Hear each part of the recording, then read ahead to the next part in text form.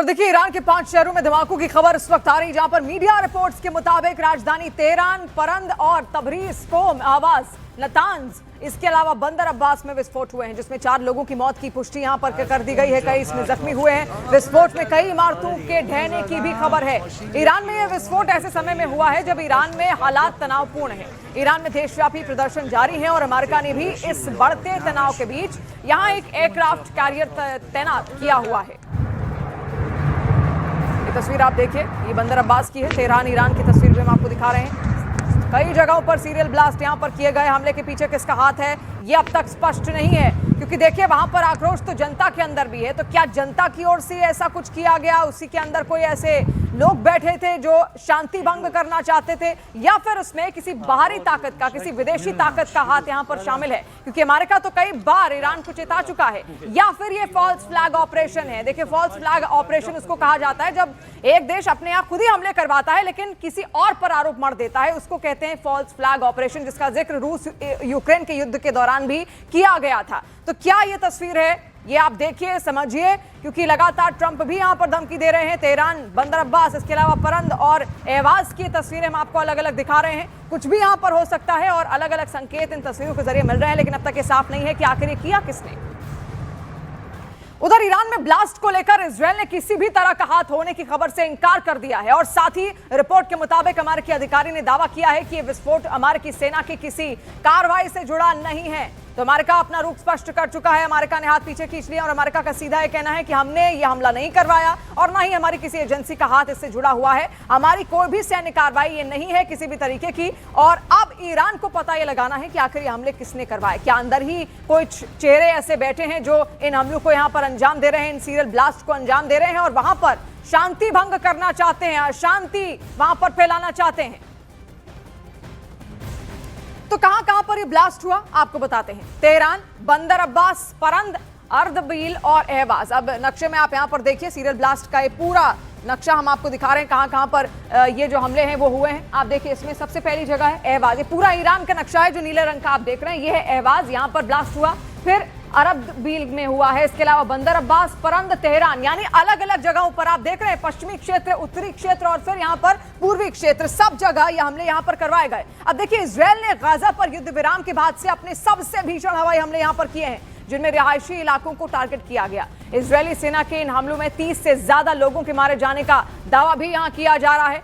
Israeli सेना ने दावा किया है कि वो बीते दिनों हुए हमले का जवाब दे रही थी। और क्या ईरान ऐसे परमाणु बम बना चुका है जिन्हें हाफ एटम बम बोला जा सकता है? कुछ रिपोर्ट्स में यह दावा किया गया है कि ईरान के पास इस वक्त आधे अधूरे बने हुए 5 एटम बम हैं, जिनके धमाकों से अमेरिका और इजरायली सेना को तबाह किया जा सकता है। दावा है कि इसी वजह से पिछले 25 दिन से ईरान पर हमले की धमकी देने वाले राष्ट्रपति ट्रंप अब तक अटैक करने की हिम्मत नहीं जुटा पा रहे।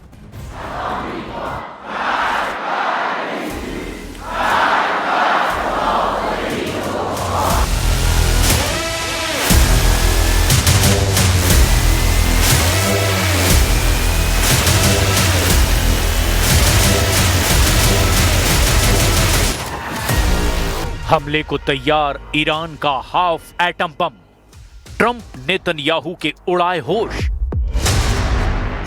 आखिर ऐसी क्या वजह है कि राष्ट्रपति ट्रंप पिछले 25 दिनों से ईरान पर हमले की धमकी तो दे रहे हैं, लेकिन अभी तक ईरान पर हमला करने की हिम्मत नहीं जुटा पाए हैं?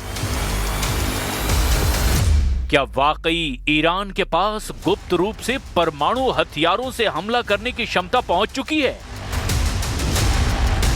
क्या ईरान ने वाकई इतने परमाणु बम बना लिए हैं जो अमेरिका और इजराइल का सर्वनाश कर सकते हैं?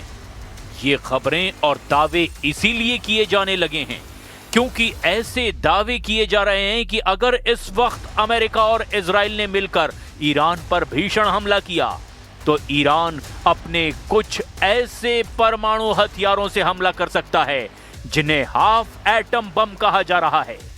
यानी आज ईरान इस स्थिति में आ चुका है कि वो परमाणु हथियारों का इस्तेमाल युद्ध में कर सके। हालांकि इसकी पुष्टि अभी तक ना तो अमेरिका ने की है और ना ही इजराइल ने। लेकिन आईएईए परमाणु एजेंसी का दावा है कि ईरान के पास 408 किलो से ज्यादा संवर्धित यूरेनियम है, जिससे कम से कम 10 परमाणु बम बनाए जा सकते हैं। यही वजह है कि इस वक्त अमेरिका के विदेश मंत्री मार्को रूबियो ने अमेरिकी कांग्रेस को चेतावनी देते हुए 2 टूक कह दिया कि ईरान के टारगेट पर इस वक्त मिडिल ईस्ट में मौजूद अमेरिका के 40,000 सैनिक आ चुके हैं और ईरान उन पर हमला कर सकता है। अब हम आपको बताते हैं कि इस वक्त ईरान अपने परमाणु हथियारों से हमला करने और उन्हें अमेरिकी हमलों से बचाने के लिए क्या कर रहा है। कुल मिलाकर दावा यह किया जा रहा है कि यह युद्ध अमेरिका के राष्ट्रपति डोनाल्ड ट्रंप और ईरान के सुप्रीम लीडर अली खामनेई का आखिरी युद्ध साबित होगा।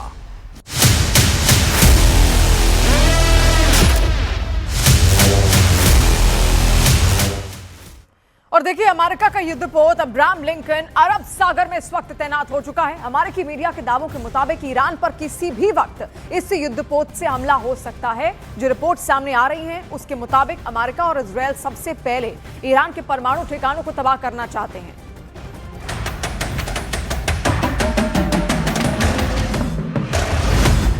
ईरान ने इस बार अपनी इतनी जबरदस्त परमाणु तैयारी की है कि अमेरिका और इजराइल के होश उड़ गए हैं। सैटेलाइट से आई तस्वीरों ने साबित कर दिया कि ईरान अपने परमाणु ठिकानों पर कुछ ऐसा छुपा रहा है जो अमेरिका और इजराइल के लिए काल बन सकता है।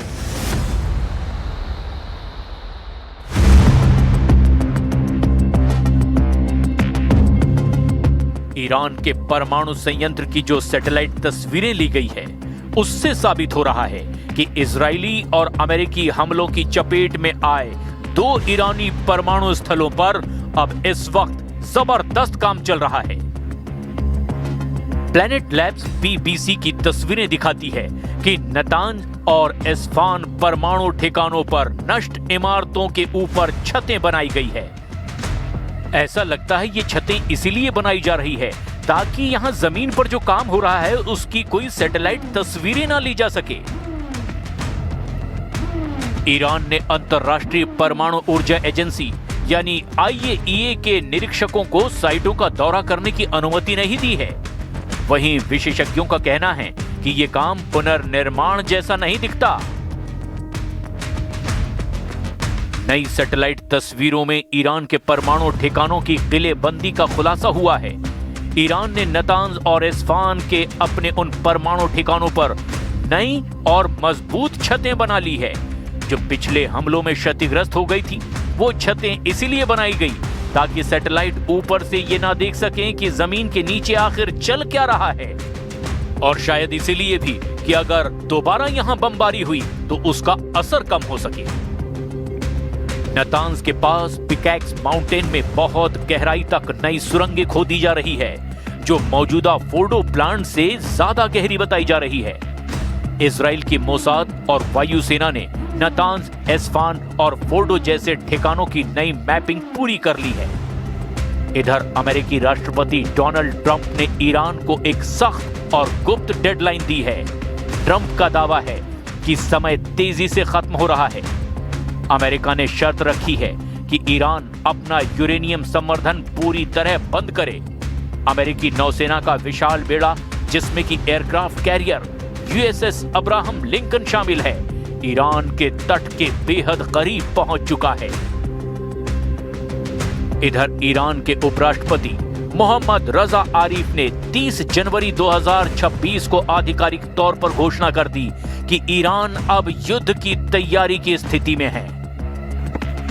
ईरानी सेना प्रमुख अमीर हातमी ने अब चेतावनी दे दी कि यदि दुश्मन ने कोई गलती की तो इसका अंजाम उनकी अपनी सुरक्षा के लिए घातक होगा। उन्होंने स्पष्ट किया कि ईरान की परमाणु तकनीक को मिटाया नहीं जा सकता।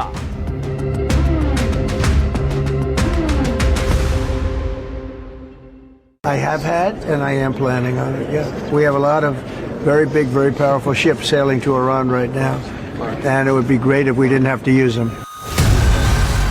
अमेरिका का टारगेट परमाणु अड्डे, ट्रंप ने दिया आखिरी आदेश।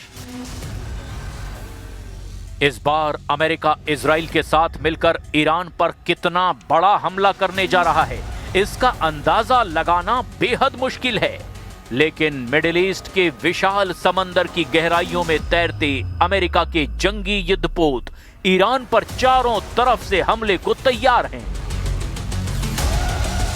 राष्ट्रपति ट्रंप ने ईरान पर जबरदस्त हमला करने के लिए कम से कम 2 हफ्तों से ज्यादा का वक्त लिया है, जो साबित ये करता है कि इस बार अमेरिका और इजराइल ईरान पर हमला करने के बाद ईरान से खामनेई शासन का अंत करना चाहते हैं।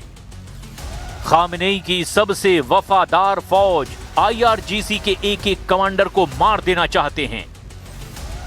अमेरिका और इजराइल ईरान में हुए हिंसक प्रदर्शनों के दम पर अब ईरान में ऐसा शासन चाहते हैं जो अगले कई दशकों तक अमेरिका और इजराइल के लिए बिल्कुल भी खतरा पैदा ना करे।